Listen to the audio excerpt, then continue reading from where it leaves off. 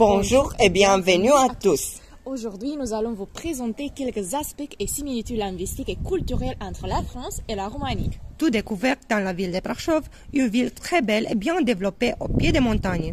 Théodora prend en charge la transmission. Merci André. Pour commencer, nous avons décidé de choisir l'un des aspects linguistiques, à savoir l'Alliance française. Celle-ci de Brașov fait partie des 800 alliances sur les 132 pays des 5 continents. L'Alliance a 3 missions très importantes. Organiser des cours de langue française pour le grand public, promouvoir les cultures francophones et favoriser la diversité culturelle en mettant en valeur tous les aspects francophones.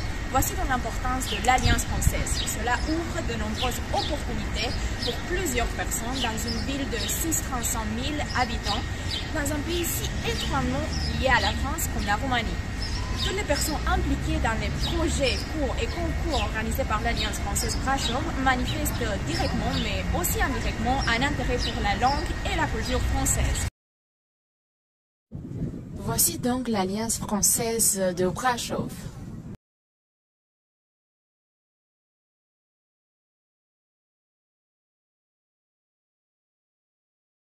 Pour continuer avec les aspects linguistiques, nous nous concentrons sur le Collège national Andrei Șaguna de Brașov. Ce lycée est l'un des 3 lycées bilingues de Brașov. Il y a une section scientifique spéciale qui se concentre également sur la langue française, avec 5 heures de langue et un autre cours de géographie, histoire ou chimie, bien sûr en français. Les étudiants de ce profil peuvent fièrement dire qu'ils sont passionnés par la langue et la culture française. Chaque année, ils participent à de nombreux stages, compétitions et olympiades, apportant des résultats louables. Mais non seulement ils sont passionnés, mais aussi des étudiants d'autres profils comme mathématiques informatiques, la philologie, qui n'ont pas le français comme objectif principal et qui trouvent la langue française très intéressante. Voici la forte implication de ces lycées francophiles en matière de la langue française. Théodora, tu peux reprendre la transmission. Car on a parlé énormément de culture, je pense que c'est le meilleur monde pour la gastronomie, parce qu'on ressent la faim, n'est-ce pas? Qui n'a pas entendu parler de la fameuse boulangerie française? Il semble que les citoyens de Brașov l'aiment. Elle compte plusieurs friandises, par instant le pain au chocolat, le croissant, la baguette et ainsi de suite. À Brașov, la baguette est très répandue et on peut la trouver dans plusieurs boulangeries. On n'a pas une origine très claire de ce produit, mais il semble qu'il a apparu dans le 19e siècle. Les Français ont l'habitude de la manger avec au pique-nique, au petit déjeuner. On a hérité avec succès cette habitude et on aime de la manger en particulier avec du fromage. La baguette est fabriquée à partir de farine, de l'œuvre ou de levain et du sel. Des ingrédients simples mais qui nous offrent un produit assez délicieux. Qu'en penses-tu, André?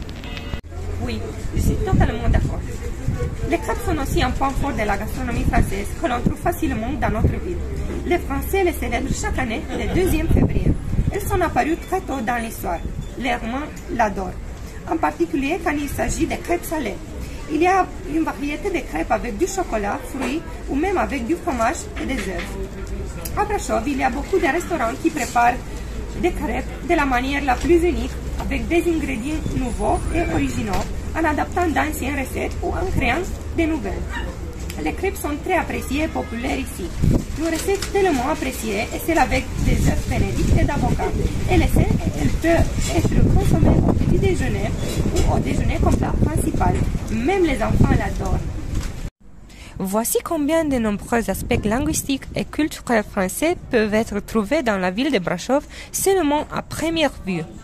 Ces aspects vous ont été présentés aujourd'hui par Bogdan Andrei et Totaro Théodora. Merci Merci pour votre attention et à bientôt.